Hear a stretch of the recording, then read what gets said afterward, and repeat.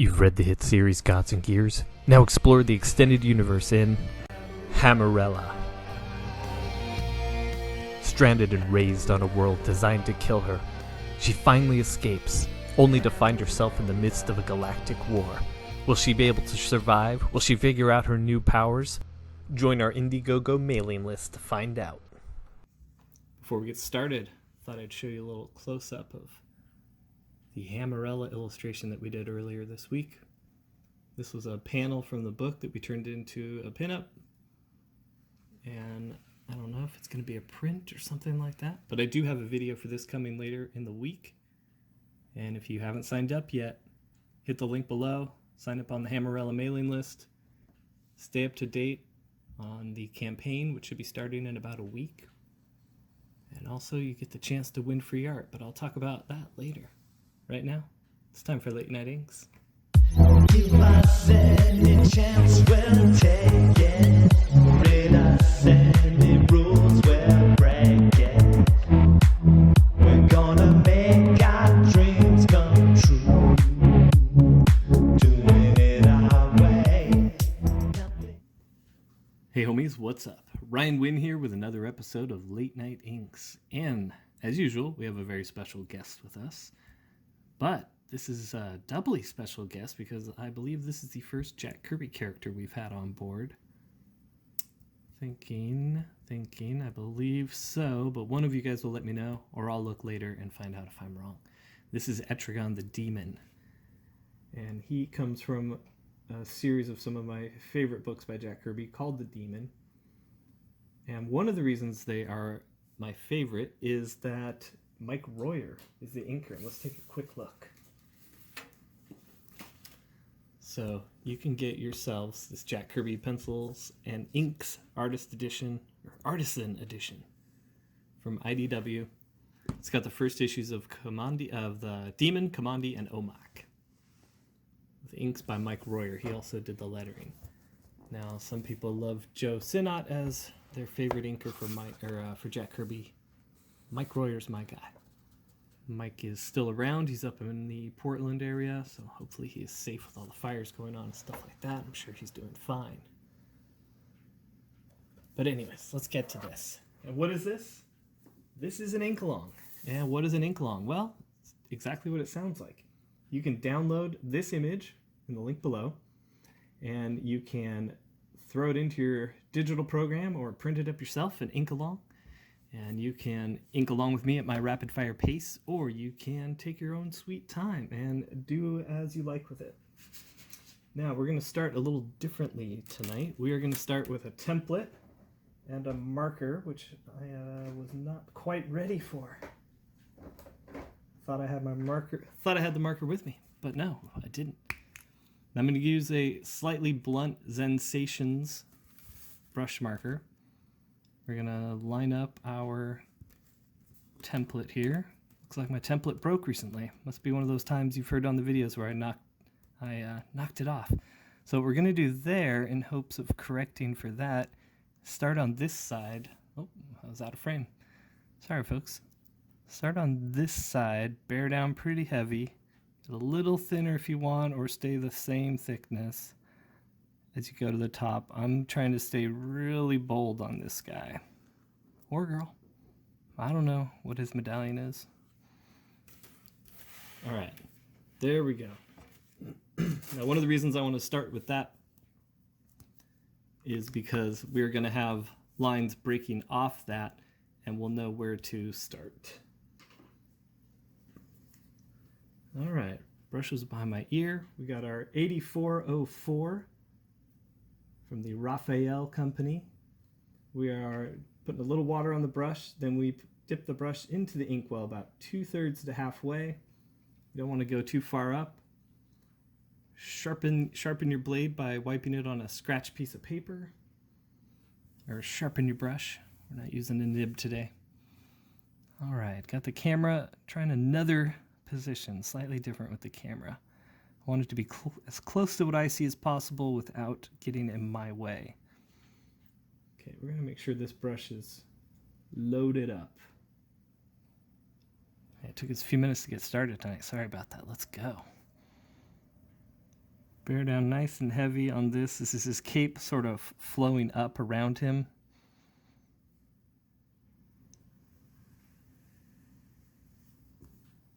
And you do not have to trace my lines perfectly. You can interpret them however you want. They are there just to guide you, give you suggestions.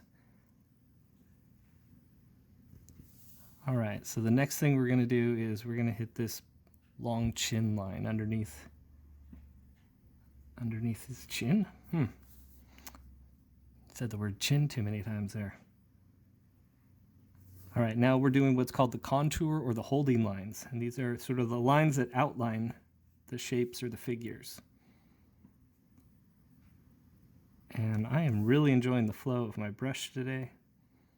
This is my favorite brush called Stinger. Excuse me.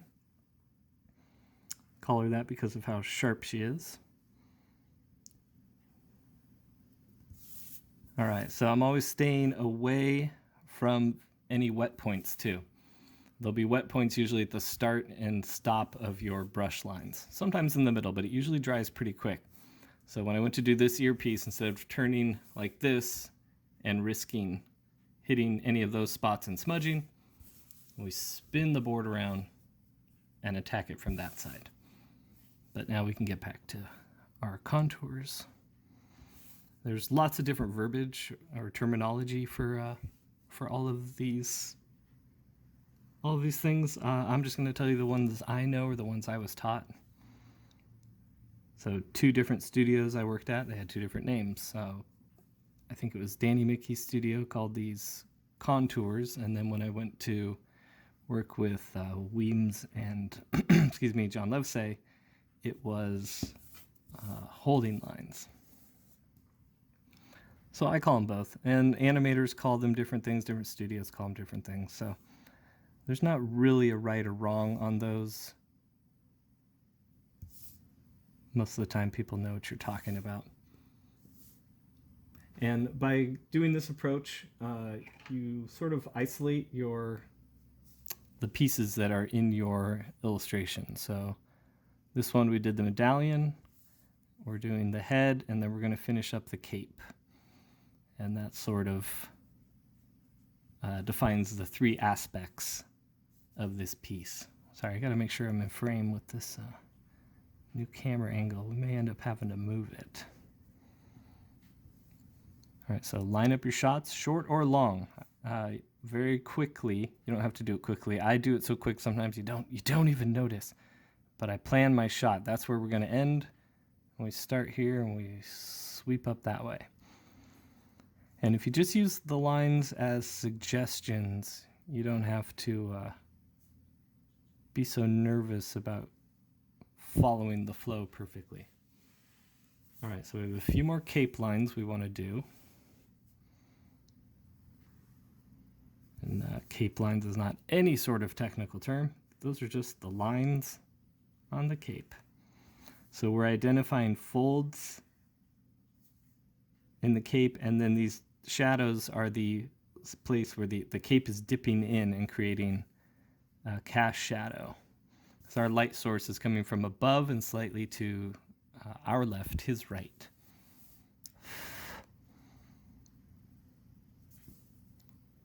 So one of the things I do that I'm not sure if you do, I'm curious. Okay, let me start that over. I'm curious how you guys print it up, or what size you guys print these up to do them at. Those of you that participate in the ink-alongs. I do these on, they're basically like 7 by 10. They're 300 illustration board from Strathmore that I've cut to backing board size so that I can slip it into a bag and put it in a Gemini mailer and ship them off easy if someone buys it, or if this is for a winner. Speaking of which, this is for a winner. You're like, what do you mean a winner? So if you sign up on the HAMMERELLA email list, you will get an email back from us, and it will say, suggest a character for the Draw This campaign. And if I choose your character, which I did in this case, somebody suggested this, they get this original art, and you can win the original art of your character if I choose your character. So we've already done a couple. Our first one was the Magnum PI that you've seen the video, or you can go back and watch. We also did the Solomon Kane. And we've got 5 slots available, but I don't know. I might want to open up a few more slots because we have a lot more suggestions than I thought, and we have a lot of great suggestions, and it's been a lot of fun. So we'll see about that. So make sure you're signed up for that. And also being on that email list, you're going to get to see lots of cool Hammerella art, pages, and production art before everybody else. So we'll send out, once or twice a week, we'll send out some updates on that. And then later in the week, we'll be posting them publicly for the rest of the people, the commoners. All right, so these are our strong cheekbones that I always like to do.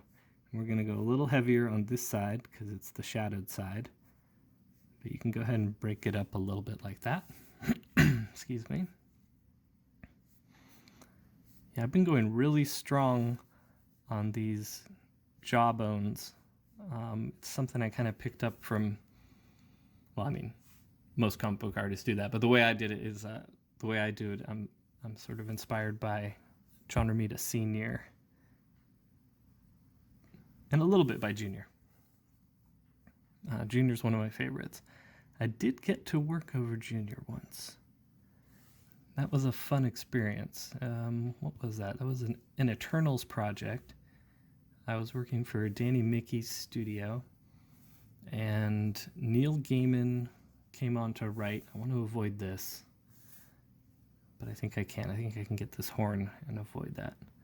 So Neil Gaiman came on to write an Eternals series, and they got John Romita to do the art, and Danny Mickey was inking, and I believe Dean White was on colors, if I remember right. And that was back when I was Danny's assistant, and I was pretty good at mimicking him. So he let me do a bunch of the backgrounds and small characters. That's basically what a background assistant did. You don't just do the backgrounds; you'll do small characters and things like that in the backgrounds. And the main inker will do everything else, and then you'll go back in and fill in all the black shapes and areas like that. Okay, wet points, literally points.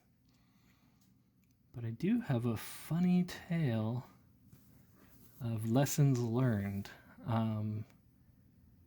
Yeah, we were supposed to go to a friend's party, and Danny had been kind of pushing me all week about some of the pages I had, and I was working a day job at the time, and I sort of mismanaged my time, and I ended up rushing some stuff on an explosion. But I didn't feel like I was rushing at the time. And then we got to the party, and I delivered the pages, and he was like, "What the heck, man?" And I was so embarrassed, so almost being called out at a party like that.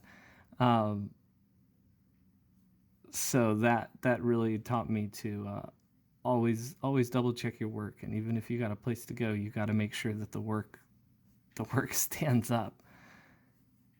You can't phone it in just because you had somewhere to go. And I always had little lessons like that you had to learn along the way. All right, we're doing long eyebrows here.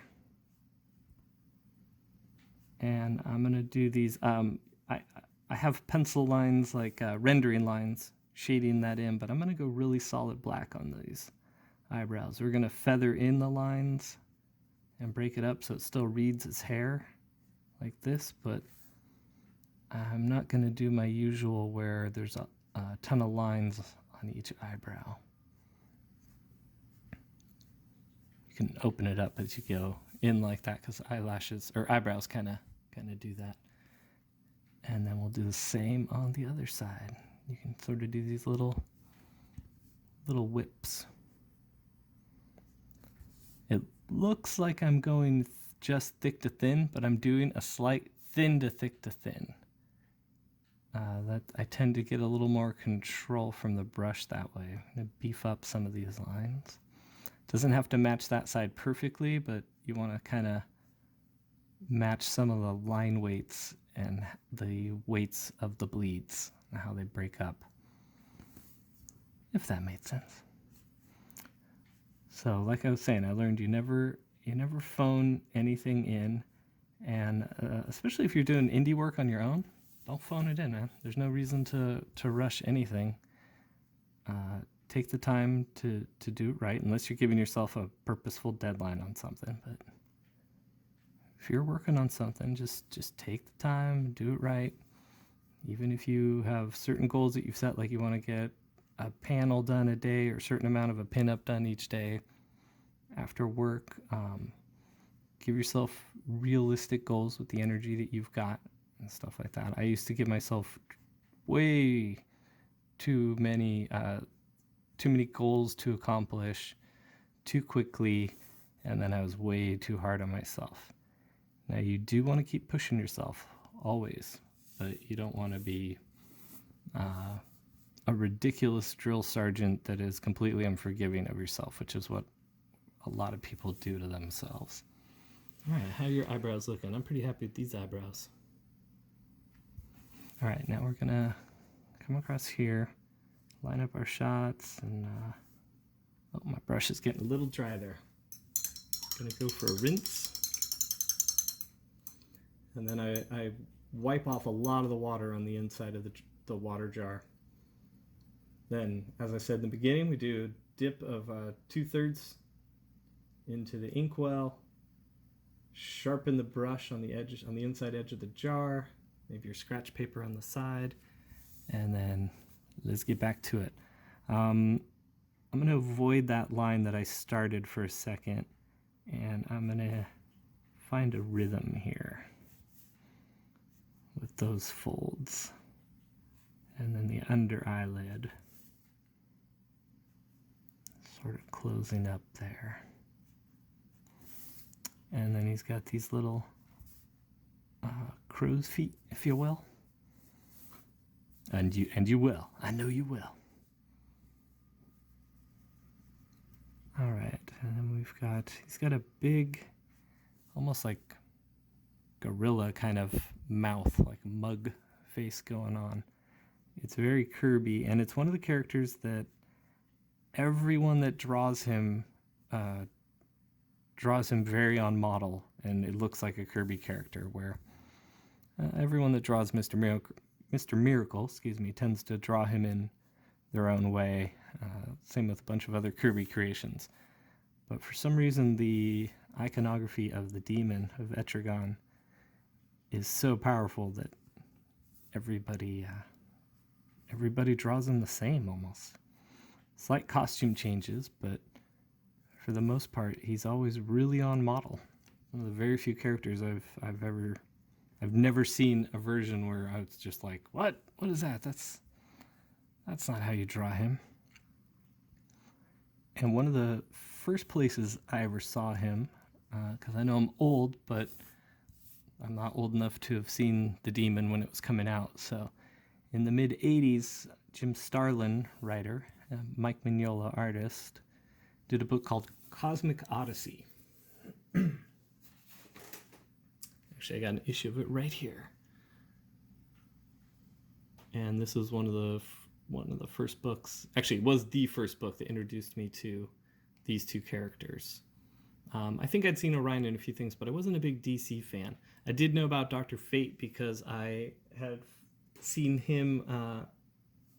I had a one-issue Secret Origins by Todd McFarlane from when I was a kid that I'd seen on the rack at some gas station and had to have because it was the coolest thing ever.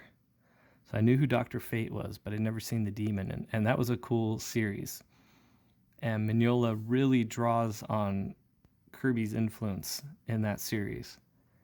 And at the time, I think I was 11 or 12, I hadn't come to appreciate Kirby in anywhere near the way that I do now. I would be into my late teens and 20s when I would finally really get Kirby's power and what was so great about him. I thought he was kind of old-fashioned and blocky looking, and now that's all the stuff that I love about his work. but at the time I liked Mignola, and he really pushed his Kirby influence with Cosmic Odyssey, and that was one of the books that sort of I don't know how you'd say it. It softened Kirby for me. Because in one of Richard's friend's recent videos, he comments how Kirby can be an acquired taste. And that is true. Especially for me as a kid, I would see his work in collections of Marvel books, and sometimes it would be his very early work, which was kind of rough and not as stylized. And then it was when I finally saw, like I said, when I finally saw Mignola's versions of his characters that still sort of looked like his work, but also looked very cool, like Mignola's style. I started checking more stuff out, and I saw Mr. Miracle, and I saw the Demon book itself, and I know, everyone thinks that everyone says they love Joe Sinnott's inks more, but once I saw Mike Royer's inks on the Demon and the 2001 book, even at a young age, that was powerful and influential stuff. Mike Royer has a way of solidifying each character. Beautiful, bold contour lines, extremely confident. And then I guess same thing with all the rendering lines and bleeds. They're very consistent and they're very confident.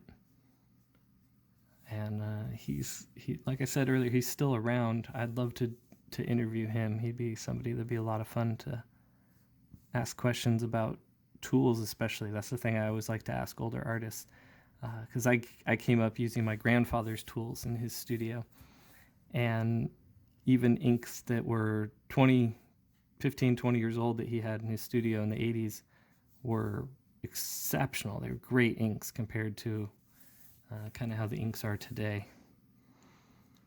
They used to be very black, and a lot of that has to do with certain states didn't allow certain lacquers to be used, which made the inks very black and hard to erase. If you ever see some old Kirby originals, especially Royer or Sinnott's, they are solid black, and you can get that effect by putting layers of black on, but these guys were always working in a hurry. They weren't wanting to spend time layering up their black before it was photographed and colored and stuff like that. So the inks would be very powerful, very bold, very hard to erase. And nowadays they're kind of the opposite. Inks tend to be gray and watery, and if you really want to get some good flow, you have to add a little bit of water. All right, we're doing this big old monster mouth of his. All right, we're going to do these long parts of the teeth. As the brush is feeling it. Go up to the fangs, and then this is the upper portion of his lower lip, and you can create a little break there. And then we'll go heavy across that lower lip. And then we'll do some of this rendering that builds up to that shadow that creates, it's under the lip, and then there's like a little inlet almost, and then the chin kind of pops out here.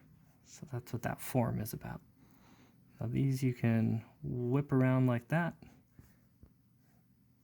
I like to let those sort of be dry brushy lines sometimes, same with the folds in the head and stuff like that. Those can have a little dry effect to them.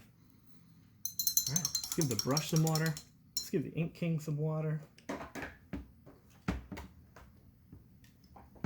And you know, let's take a break and look at some of the ink-along participations that you guys have done. Yeah, we'll be right back after this. You call him the Monkey King. He likes to fight and he likes to sing.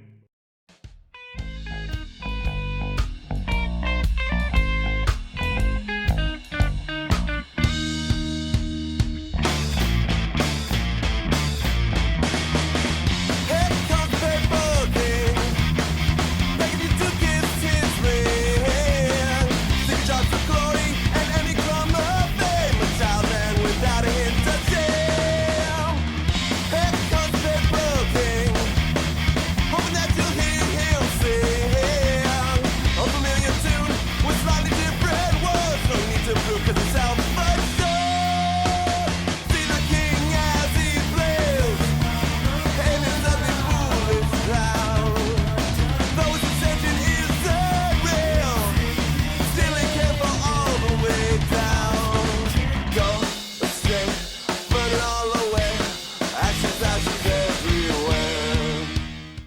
All right, welcome back. I can't thank you guys enough for not only joining in, watching the videos and joining in on the chat when I'm here live during the premieres, but those of you that have been printing these up or inking them digitally, however you're doing them, it's been such a treat to see. It's I don't know. I'm speechless, guys. I didn't know this many people would want to learn how to ink and would have that much fun doing the ink-alongs. It's been really fun to see people at every level, because I keep telling people it's not about how well did you ink it. It's about, did you even try at all? Because it's a fun craft, and we're not here to judge or give jobs or do anything like that. We're just here to learn to have fun doing some of the crafts for one of our favorite mediums, comics. Okay, that's all wet points there. So let's go up here and do this rendering on the edge of the nose. Now what this does is help create dimension, like I say in many videos. Creating this ridge sort of pops the nose forward. It implies that there's this underside that's got sort of an uplit edge to it, and it gives dimension, because we are working in 2 dimensions. It's flat, and we want it to feel like it's 3-dimensional. All right, where were we at? We have some necklines, some rendering here to do, and some neck folds there. And then I think I want to move to, oh wait, here we go. We've got some rendering here, just a few little lines. Again, gives dimension and form. Now, sometimes you can add shadows to those horns, but I don't know, some of the great guys will be selective. If it's not heavy shadows all over the place, just leave them just like that. You'll see the Daredevil guys play with it. It's not a consistent rule. It's for whatever looks best. And with this image, I didn't think having a big old black shadow floating up here or a weird one there would do the image any favors. It would just draw the eye up there. And I want the eyes drawn here and here and here. So let's break out the big old Raphael 8404 size 4. Gonna load it up with some water. Gonna give it a big old dunk. I mean, we're still gonna go 2/3 to halfway. Halfway to 2/3 is probably what I should say, as far as dipping. But we're not gonna wipe off the brush. We're gonna let it be nice and heavy with that ink. All right, we're gonna start over here. Fill in this black shape. That nice and sharp. And then there's this fold here. It's sort of like almost like you're doing a reverse S, or creating an S from the bottom up.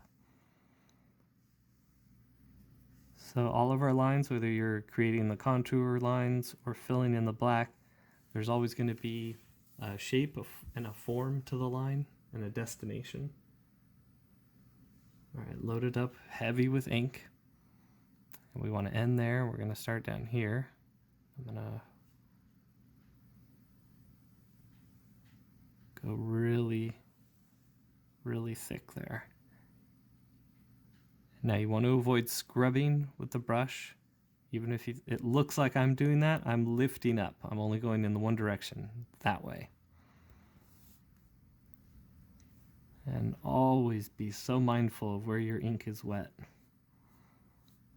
Because even here, just now, I wanted to double that up a little bit, and I almost jumped over it, and I would have smudged there. Now you will smudge a lot. Don't let that be a discouragement. It was years and years, literally years and years into being in the industry and working with Danny and doing Spawn for years that I started being able to go 3 or 4 hours without smudging something or getting ink on my elbows. I was such a mess the first few years. Anywhere we went, people would be like, "Oh, what happened to your arms?" And I'd be like, "What are you talking about?" And I'd look at my forearms and they'd be speckled or smudged with ink in weird places. And if anyone doesn't know that you've been working with ink all day, it looks like you've got weird burns and scratches or scabs or something like that. And then you're like, oh no, sorry, I was just making comic books. And they're like, are you sure? Is everything all right? Should we call somebody? All right, so what you can do when you're filling in heavy blacks on the edge like this, I'm not fearful of getting a little bit of ink on my board that would get on the back of this. That's just kind of how I work. I still try not to if possible, but I'm not fearful of that. But you can always just lay a piece of paper down underneath this or post-it. You don't even have to use the post-it, but you can just do that. Ta-da! There you go. Little tip for you. All right, so I'm going to change the way I hold really quick and draw the line towards myself like that, and then switch hands again and come in for these strokes here. Now, I like to fill in the black areas pretty quick like this. I generally tend to move fairly fast. Like I said at the start of the video, you do not have to move as fast as I do. Even if you are inking along at the premiere, don't feel like you have to do it in the same time I do. It will be a long time before you ink this fast, or a long time before you ink without smudging. So just know that those are all regular things. Inking's such a strange craft. You can go months and months and months without feeling like you've made any progress, and then you'll hit the right piece or the right stride, and everything you've been doing for months clicks, and you understand things. But it can be really frustrating for a very long time. And that's not even just the mechanics of it. I mean, just the understanding of what you're doing and why, and how sometimes black should go against white, and how sometimes gray should come out of black, and things like that. The more you do and the more you practice, I guarantee every 6 months or so you'll be like, oh, I understand this now, I get that now, or I understand how to do something now. But that stuff, it really only comes from consistent practice. There is no trick. There are no secrets like that. Everything really comes down to just hard work with inking.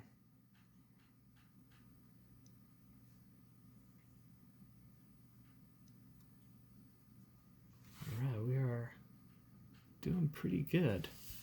I thought this would be a 20-minute video. It's turned into a 30 plus, but we're closing in on our final destination.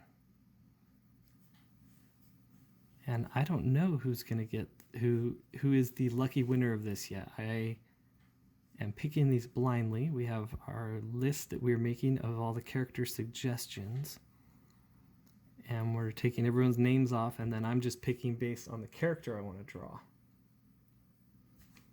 And then when I'm done, I'm gonna look up who it is, give them an email, and send it off to them. Yeah, we've had plenty of great suggestions. We've had TV characters, band characters, tons of comic book characters.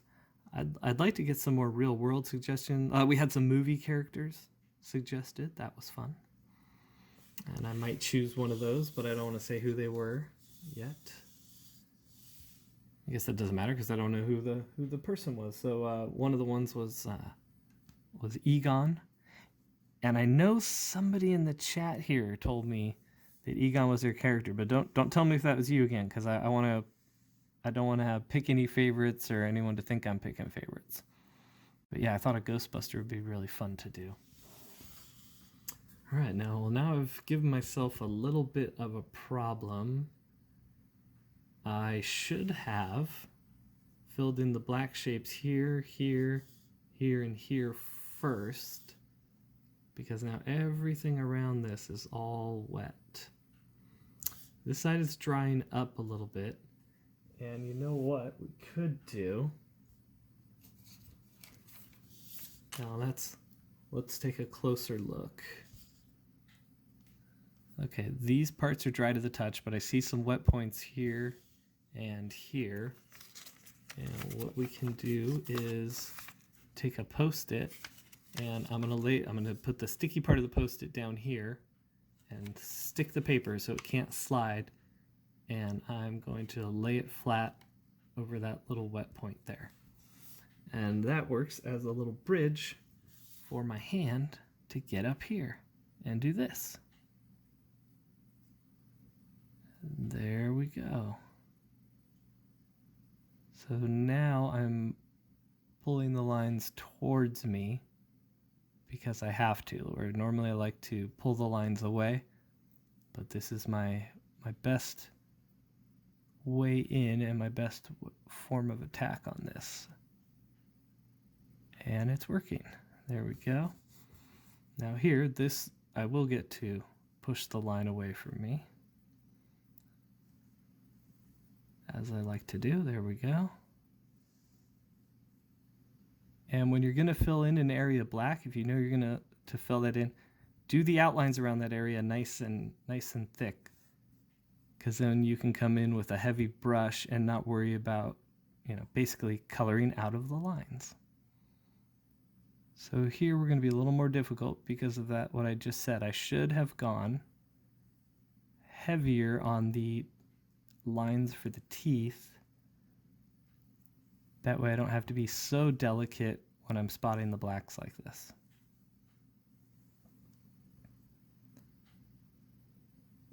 Because right there I just went over a little, but that'll be an easy fix.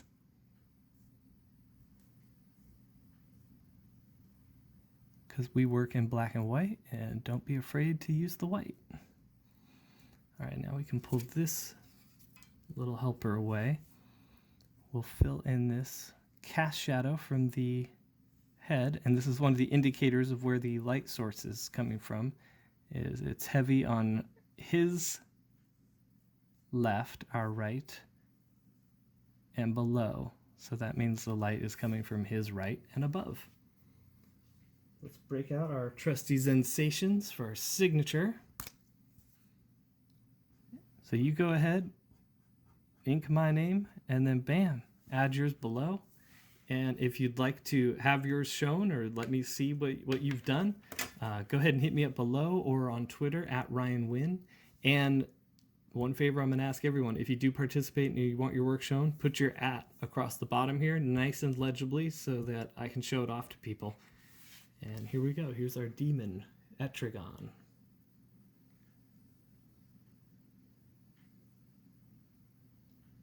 And all we had to do was say the magic words.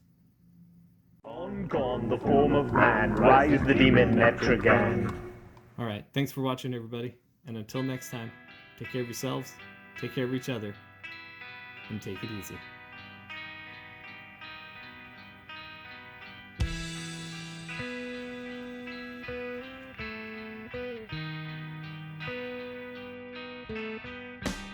Stupid cat.